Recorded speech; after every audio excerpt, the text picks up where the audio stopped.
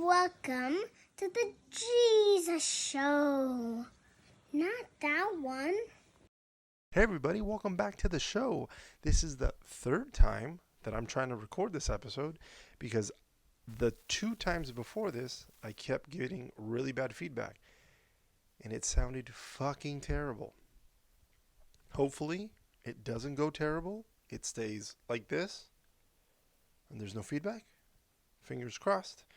We'll see what happens. Top of the show stuff, guys. Follow me on Instagram at the Jesus Show NTO. Twitter at Jesus. Here we go. Let's try it again. Twitter at Jesus Show NTO. Facebook, The Jesus Show, not that one. TikTok at The Jesus Show, not that one. YouTube, type in The Jesus Show, not that one, or The Jesus Show NTO. And then email me your questions, comments, concerns. The email is thejesusshownto@gmail.com. All right. Another thing, I have to hold the mic, so I'm going to try to do my best not to fuck around with it.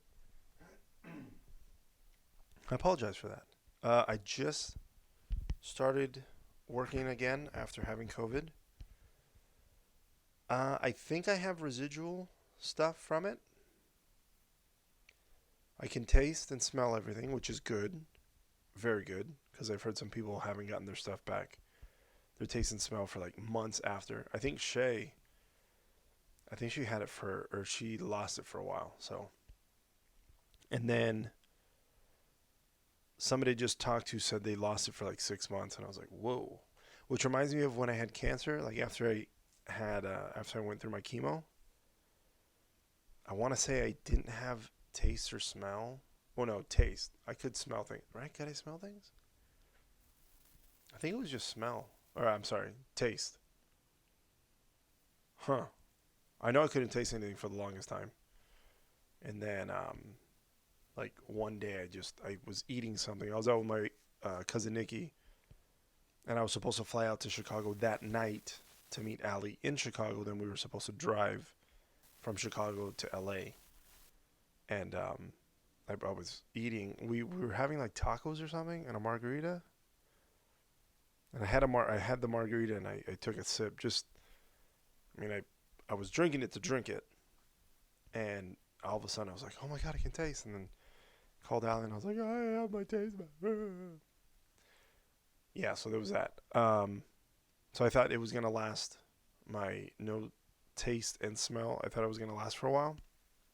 It didn't. It only lasted for about a week. So now I can thankfully taste and smell everything. Yesterday, going through San Fran, I had a coughing fit. I was going to the next plane, and for some reason, like, all of a sudden I got like a tickle in my throat, and I couldn't stop coughing. I was like, and I didn't have a mask on, which in hindsight I should have. And I was like coughing into my arm, into my jacket, just trying to not cough, and it was very difficult. A couple times I was like, oh my god, am I gonna throw up? Because I was like trying to stop it, and just I was like, whoa. So yeah, that was fun. And then to see people look at me like, are you spreading COVID? What are you doing? That kind of sucked, but whatever. I figured it out, got everything under control. And then I was in training, not yesterday, the day before. Got home late, and then I went to work yesterday, and then now I'm here in Medford, Oregon, and I wanted to try to record an episode because I have a long layover and I have nothing else to do. Not that I don't have anything else to do, because I could be sleeping, I could be watching Netflix shows, I could be doing a plethora of other things. I could be exploring all the majesty and beauty that Medford, Oregon is. But I decided to record an episode for you guys on the road. What I'm really excited about is next week. Next week? In a couple days, I'll be flying to Honolulu, which I've done an episode of the pod in Maui and Kona. I'm very excited to go to Honolulu and record an episode. I want to say I went to Honolulu one time while I had the show. And I went and I had all my stuff and I was planning to record. But then I went out and I explored because I hadn't been there in a while. I want to say, was it? Yeah, it had to have been. I had all my stuff and I was like, I'm going to record. But then I got outside and I just thought, man, like, it's really nice. Like, I haven't been to Honolulu in so long because of the pandemic. I wasn't flying anywhere. And I thought, I'm just going to enjoy it. Like, this one is going to be mine. I'm gonna enjoy this one. And I did. It was nice. I did what I normally do when I'm in the islands. I have this thing that I like to do where I'll go get a big bottle of water, which you can kind of see. I think you can see my water bottles over there on my nightstand. I always have plenty of water with me because I freak out that I'm like gonna wake up thirsty or I'm gonna be thirsty and then I'm not gonna be able to have enough water. It freaks me out. Anyways, I go put my shorts on. I go put my tank top on. I have my flip flops. I walk over right across the street to an ABC store. And I go over there, which is odd because right where we stay, the hotel, if I go out and just to the right, there's an ABC store right there. But the one I've always gone to when I'm in Honolulu is I come out to the left and I cross the street and it's right there. And the street is a very small street. It's one lane that you can come like this way. Like if I'm looking at the street, if I'm looking at the ABC store from across the street, it's a one way coming this way, and it fits only one car, and then you cross it, and then it's right there. So it's like super, super close. I would maybe say it's approximately the same distance, super close to the other one. But I've never thought of, oh, let me go to the other one. I always go to the one across the street. Anyways, I came down, went across the street. I got a big bottle of water, and then I got two local beers. And I take it to the beach. I take off my flip flops. I sit there, and I enjoy. Usually, we're there at sunset or when it's gonna be sunset. So I enjoy the sun going down. I have my beer. Then I reflect on a lot of things. I just think, first thing I normally think of is how lucky I am to have this job that takes me places where people only dream of visiting. And I get to go there for work. And when I'm there for work, I get to have fun. So I'm getting paid to go to these destinations, which is amazing. Then I reflect on, all the great things that are happening in my life. And then I start thinking about the not so great things and how maybe I could be better. Am I doing the best thing that I can? Am I handling things correctly? Can I do better? And it's always, yeah, you could do better. You can always do better with situations. And I go from anywhere from, I talked to this one stranger recently and I wasn't very nice, or I said something to Allie and man, that wasn't necessarily chill. Or she asked me a question and I just kind of blew up. Somebody pissed me off and instead of being a little nicer, I kind of went off the handles, like just things like that. And then I think there's other things I think about. And it makes me a little sad. But then I try to think to myself, like, how can I make that better? How can I do this or that? I know I'm being very, very vague.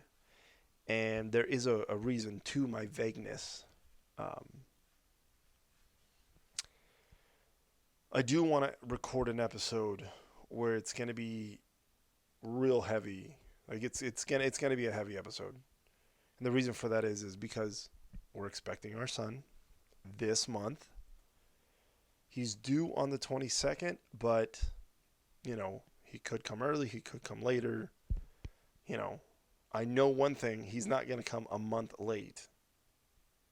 At least I don't think, right? You don't cook a baby for 11 months or 10 months, right? I think at that point they're like we're getting him out. Um but because our son is coming, I feel the need to talk about a certain topic.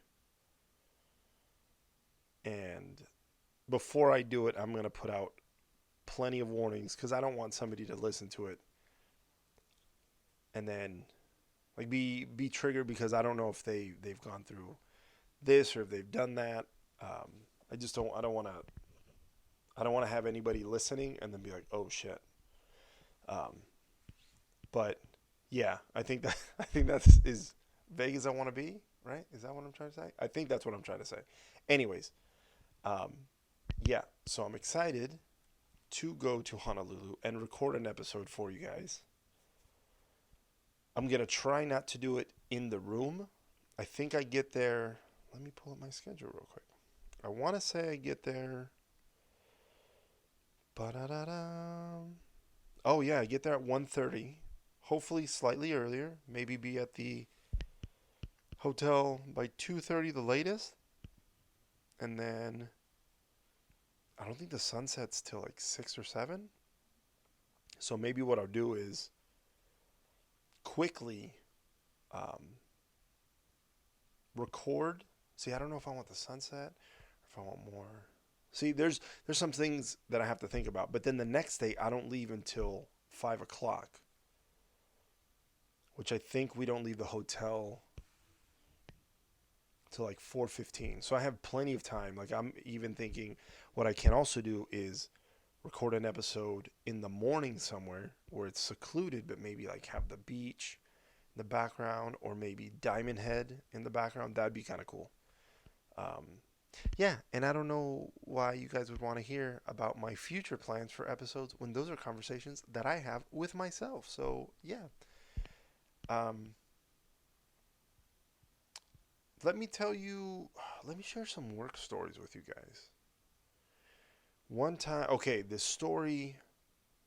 I There was a flight attendant who it was his birthday just a couple days ago, and I sent him a message.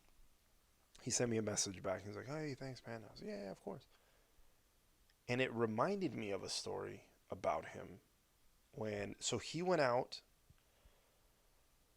He did he did a flight from LA to Japan. He gets to Japan and him and three female flight attendants go out and they have dinner and they go to this bar. Well, then somebody says, "Why don't we go to um, this other bar? It's on top of jet lag." So he's like, "Okay." So they go, and it was kind of dead. So he's telling me the story. He was like, "It was kind of dead," so we leave. And then they went to this other bar, and there was a foreign crew at this other bar. I want to say it was at the Bar Gin. He said, so they were there, and these three guys, there was four guys. These four guys were getting kind of aggressive with the girls. They were like, "Hey, dance with me," and the girls were like, "No, I'm good." They're like, "No, but you have to dance with me," and they were like, "But I don't though." And they just kept like hovering over them and getting like real close. And I think a couple times like they were grabbing the girls, like they were grabbing their arm to like, "Hey, come talk to me," and they were like, "Stop." They told some people at the bar, and the security guards just kind of like, "Oh, well, we'll tell them to stop." But I guess they never told them anything. So they leave. They're like, let's just leave because there's plenty of other places to go. So they go back to the first bar they were at because now it's later. So they go up there and it's good. There's a good crowd. The music's going and everybody's dancing. They're like, "Okay, cool." So they go up there They're dancing within themselves. And then maybe, I think an hour and a half into it that they've been there, these guys show up. And they're like, oh, it's the girls. So then they start dancing with the girls. And the girls are like, okay, I guess I could deal with you over there. And I'm here and we're dancing. And there's not much talking. And there's not much. I guess at this point they weren't being very aggressive. So the girls, I believe, just kind of thought like, okay, fine, I'll deal with it. So they're dancing, blah, blah, blah, blah, blah. And then one of the guys starts like trying to grind on one of the girls. And she was like, stop. So then my friend, he went up to the guy and was like, hey, she's with me. And then started dancing with her and like put the kibosh quick. And then that pissed the four guys off. Then the four guys, they started throwing bottles at my friend. It's like, what the fuck? So then the staff at that bar kicked the guys out, right? So they kicked them out. They're like, you guys have to leave. And they locked the door because they were trying to get back in.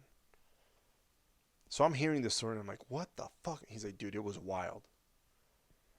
And then, so now like there's a guy at the door locking and unlocking the door so people can leave that want to leave. And then if there's anybody else that's not these four guys can come in. And they call the cops.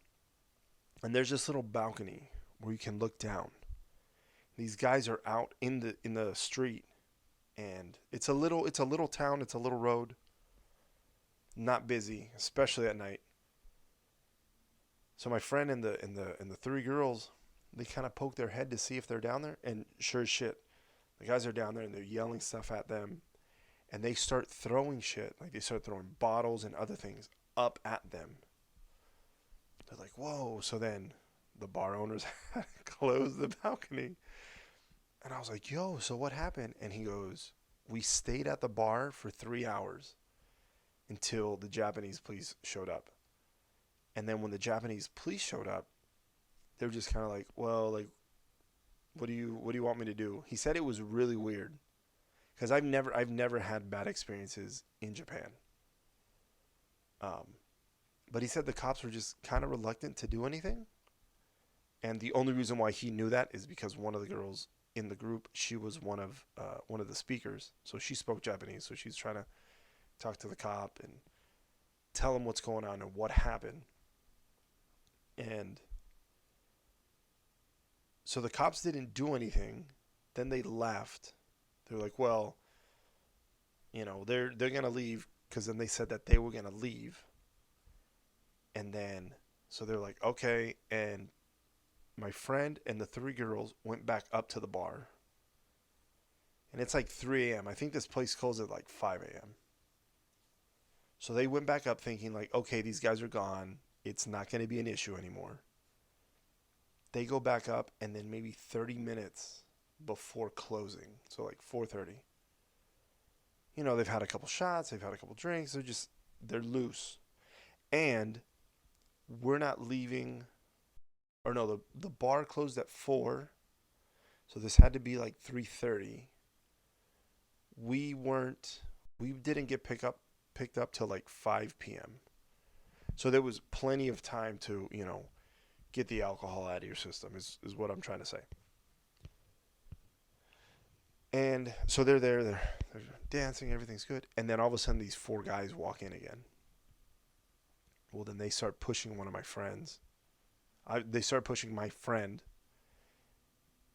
Then one of them goes to hit him. So he was like, well, I'm not going to let myself get hit. So he starts beating up the one guy. And then one of the other friends comes over. And my friend said that they hit him on the side, like at the side of the face. He said they didn't connect very well. He's like, that's the only reason why I knew somebody was there. So I turned around. So he starts beating the shit out of these two guys. And then the other two guys, they start throwing bottles and shit. So he's underneath the table, like taking cover, because I mean, he can't stop bottles. And they're throwing chairs and shit. So he's underneath the table. The bartender and the owner of the bar are trying to stop the guys. Stop, stop, stop, stop. The girls are like, "Hey, stop." Then they called the cops again. The cops finally got there. I think they arrested one guy. And then they put my friend and the three girls into a cop car and then took them to the hotel. Then when they got to the hotel, they told the hotel what had happened. And the hotel was fantastic. They were like, "What do you guys need? We'll have a security guard, watching your floor and your rooms." And they're like, no, we don't think they're gonna like follow us here. But that was a pretty wild story when I heard it, and I left. There was things that I had to leave out of that story, but it was pretty crazy. And then speaking of stories, just last night, what happened with me? We were going from San Francisco to here Medford, and it was supposed to be an easy flight. It was supposed to be quick. It was quick. It was only 55 minutes, 54 minutes. And we get to the gate, me and the other two flight attendants, and the gate agent off the bat goes, "Well, where's your fourth?" And I went, "What?" He's like, "Where's the other flight attendant?" I go, "I don't know, man." I go, it's the three of us." And then he was like, he was getting upset at me, and I said, "I don't know why you're getting upset. Like, I don't build these trips with three people and then having a fourth one coming in later.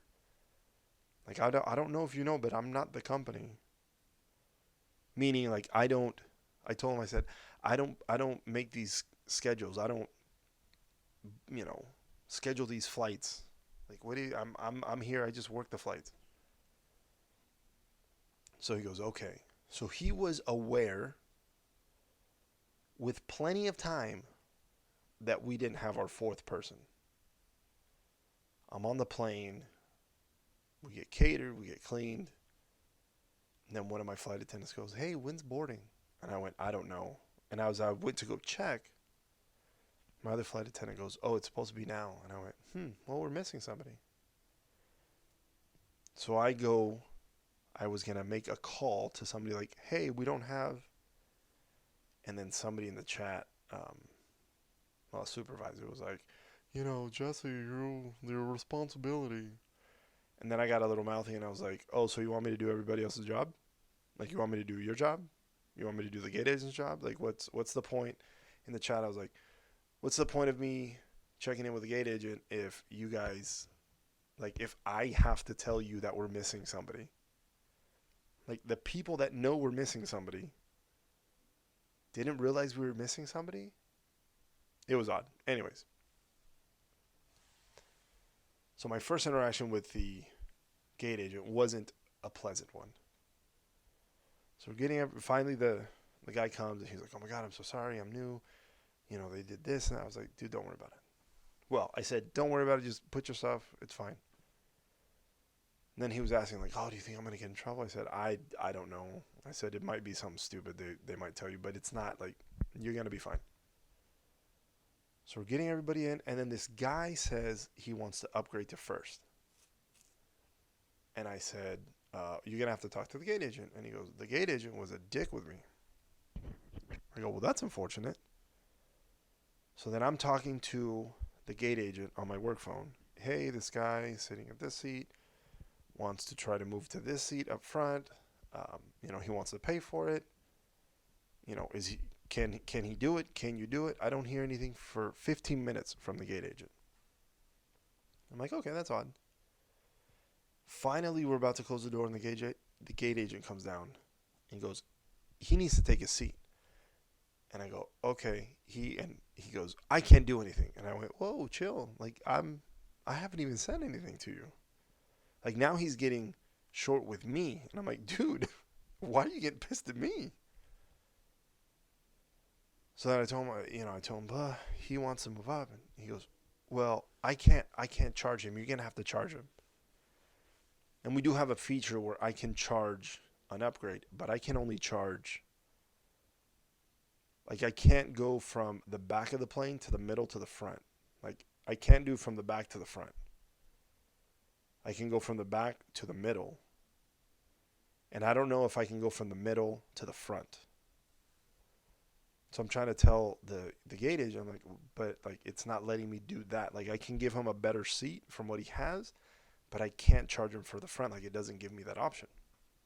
And the gate agent's like, well, I don't know what you want me to do. And I go, you're the gate agent though, right? Yeah. You handle all that stuff? Yeah. Then I'm not understanding why you can't do it. So before we close the door, I'm telling him, I said, I can't charge him for it. And the guy, mind you, the guy is sitting in the seat that he wants to purchase. Because at one point, the gate agent goes, well, we're going to have to charge you. And the guy goes, okay, that's fine. Like I have a card on file. And I tell the gate agent, he has a card on file. So he goes, well, we're going to have to charge you. And he goes, okay, that's like, I've told you, like, I'm willing to pay for it. So then I tell the guy, well, if we're going to charge you, clearly you can take the seat. So when the gate agent was waiting for him to leave. So the guy sits down, and then the gate agent, that's when again he started, I can't charge him. And I go, why can't you? I can't charge him. So there's this back and forth, back and forth, back and forth. We close the door. We're doing the safety demo. And then in this chat that we have, he's like telling mom on me. Because Jesse moved this passenger for free up front. And I go, whoa. So I get on after we're done doing our safety stuff, I get on the chat and I'm like, hey, well, I didn't say motherfucker. I wanted to say motherfucker. I didn't say motherfucker. I said, hey, man. I said, I didn't move anybody up for free at all. I said, I just moved this guy from first to a better seat than what he had. I said, and the reason why I did that is because that's the only thing I can charge him for. And then the gate agent was like, he was being a dick. And he was like, supervisor this and supervisor that, Jesse did. I'm going to have to report this. And I was like, I don't know what you're reporting. Like in the chat, I was like, I don't know what you're reporting. Like that you're a bad employee, that you suck when it comes to teamwork, that you might have to go back to training and learn how to do your job and other skills that you're lacking. I said, because you're trash. And then I put real big in letters. You're trash at your job. It sucked because I was like, man, I used to be based here. And this is the shit that I get back, like I come back to? It was bad. It sucked. It was a shitty situation. Like, I feel that the gate agent made a situation out of nothing. When I went to talk to the passenger and I told him, hey man, look, I'm not able to charge you to sit up here. I can't just have you sit up here for free. I said, but what I can do is I can give you a better seat over there, just behind first class. You'll have your own row. But I'm going to have to charge you for it. And he said, that's fine. He goes, I just didn't want to sit in a crappy seat that I originally bought. He's like, and luckily for me, the flight's not full. And I said, yeah, the flight isn't full. We weren't full. So I told him, your new seat is over here. So he moved to his new seat, and I charged him for it. He was very nice. Then he told me, he's like, man, that gate agent was a dick. And I told him, yeah, he was acting the same way to me. And then there was 2 other passengers that were up front that said something like, yeah, he wasn't very nice to anybody that we saw. And I don't understand that about people, coworkers, people in general. I don't understand when people make situations worse than they need to be, or when they make situations that aren't a situation. I've encountered a lot of flight attendants who they start freaking out. Oh my God. Okay, so there's this. I try to tell him, yo, take a beat. What's wrong? What are you trying to tell me? Well, this passenger they want this, and their card thing isn't working, and I don't know. And I go, okay, well, did do you see that there's one on file? Like, because there's certain things that we can see that makes it look like you attempted to put a card on file. Because there's people that they've asked me for stuff, and I go, oh, okay, I'm gonna, it's this much, and they go, okay. And then I never give the person, the beer or the food or anything yet. I make sure that I charge them first. And there's been times where I go, oh, you don't have a card on file. And they go, yeah, I do. And I go, but you don't though, because and then I show them, I go, I don't have anything on my end. And then they'll say something like, well, how am I supposed to do it? I go, well, I shouldn't have to tell you how to do it if you said you already did it. And I've had passengers get upset, and I tell them, when you go to a restaurant, when you go to the gas station, when you go to the pharmacy, when you go anywhere, you're trying to buy something. Do you ever go there and expect it for free? Or do you pay for it? And I had this one guy in particular, like, oh, I pay for it. I go, okay, this is the same thing. Like, why would you think you can get on a plane and just get everything for free? That's not how it works. And you know that's not how it works. And it's weird that you think that's how it's going to work for you. So, I mean, we have had people that try to, scam the system. But this guy was really nice. He was like, I didn't want to sit in between two people in a cramped seat. So that's why I wanted to upgrade. He's like, He's like, is it silly to pay X amount of money for a 54-minute flight? Probably, but do I want to do it? Yeah. Do I have the money? Yeah. I didn't see any problem with it. Anyways, it was a stupid situation that didn't need to be a situation. And that was dumb. On the same trip, not the same flight, but the same yesterday, the start of the trip, we had to lock the lab in the back because somebody shit and pissed all over the seat, and they got blood all over it too. Like, I don't know how that happens, but it was it was it was weird. The flight attendant comes up to me and goes, hey, we had to lock the lab in the back. I said, why? Is everything okay? And she goes, I don't know. Somebody shit and piss all over the seat, and there's blood all over the seat too. And I go, is it a lot of blood? They go, I mean, it's enough that we can see it. I go, cool. Then I started thinking, I just told my flight attendants, I said, hey, make sure you keep an eye out for anybody because that doesn't sound healthy. And the one flight attendant goes, "Oh, what do you like? We don't make we don't pay for that." I said, "No, absolutely, you don't. Nobody in the history would go, ladies and gentlemen, excuse me, whoever shit and piss and got blood all over the seat in the back bathroom, if you can ring your call bell, so we can make sure you're okay." Like that's not a thing. Obviously, if the person needed help, they would tell us. Hopefully, but yeah, nobody told us they needed help, so I just thought to myself, fuck, I hope that whoever did that, I hope they're okay. This is my assumption, that either the person had blood in their poop, or maybe it was a woman on her period. I don't know. That's the only two things that I can think of. I guess I could get crazy and go, well, somebody was pooping and peeing, and then they sliced their finger on something, and then as they're like, oh no, my finger.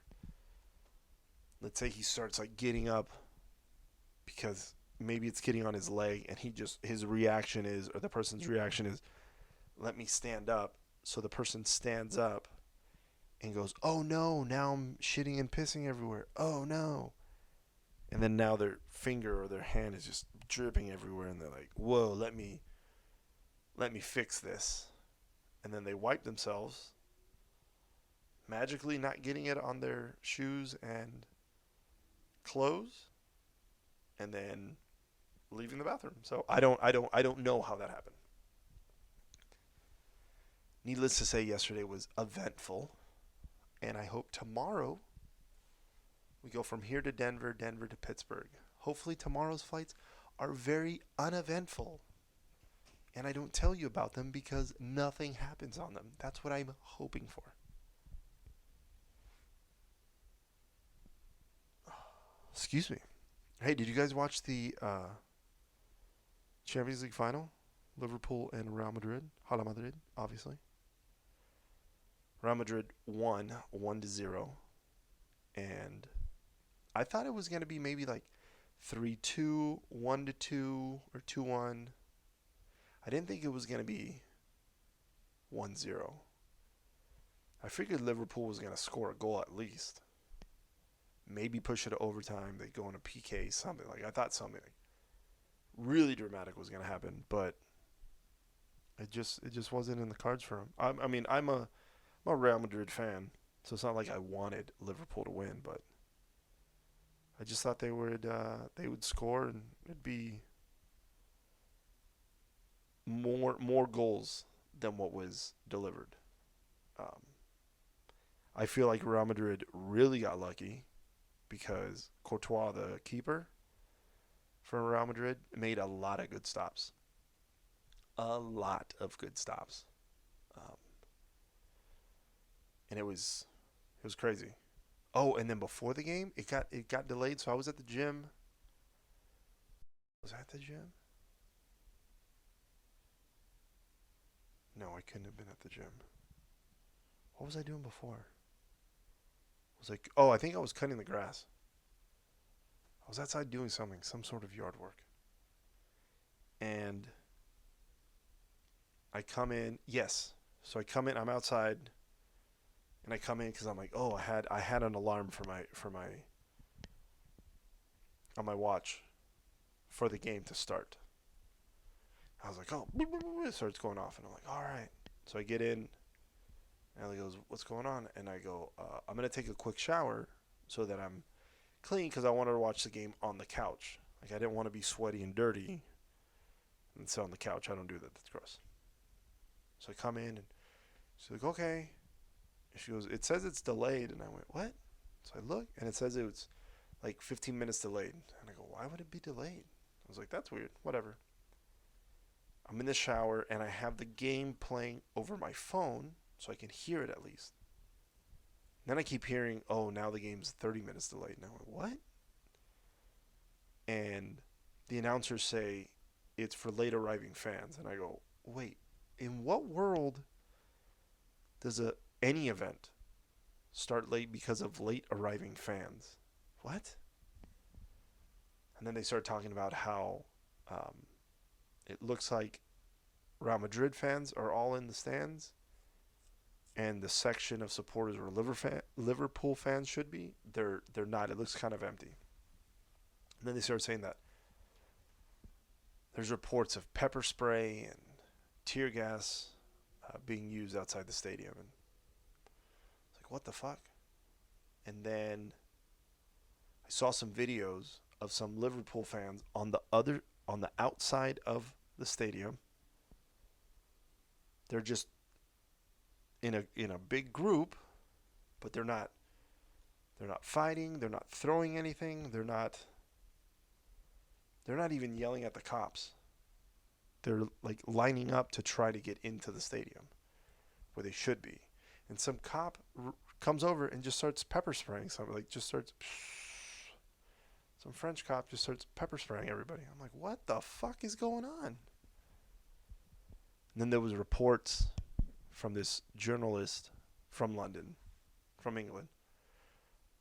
He was saying that when he was arriving at the game, let's say like 4 gates were open, and then they closed 3 of them and started telling everybody to go into the stadium through one gate. And he's like, that's ridiculous. Like, a bunch of these people are going to miss the game because, like, it's impossible to funnel, I don't know, let's say 20,000 people in one entrance. That's why they have multiple entrances. It was a very, very, very weird situation that I don't know the entirety of the situation, or even like I don't know everything that happened. So it's weird. I'm interested to find out what happened and why that all happened. It was very odd.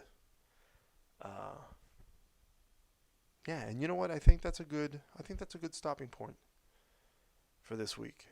Um, Once again, guys, thank you very much for watching the show, for coming back week in, week out. Like I've said before, I'm going to say it again. Thank you isn't enough, but I say thank you, and I really, really mean it. Tell everybody you know. Tell your mom, your dad, your cousins, your sister, your brother, your friends, your high school friends, your college friends, the person that you might meet today and say hello to for a quick second. Hey, have you listened to this podcast called The Jesus Show? Not that one. Have you heard it? Oh, you should. And if they say why, just say because at the end of every episode, the guy says we should tell somebody. So yeah, just tell everybody. Just tell everybody you know, guys. Remember, rate, like, subscribe, and I'll see you next week from a beautiful. Wow, I messed that one up. I'll see you next week from beautiful Honolulu. All right. See you later.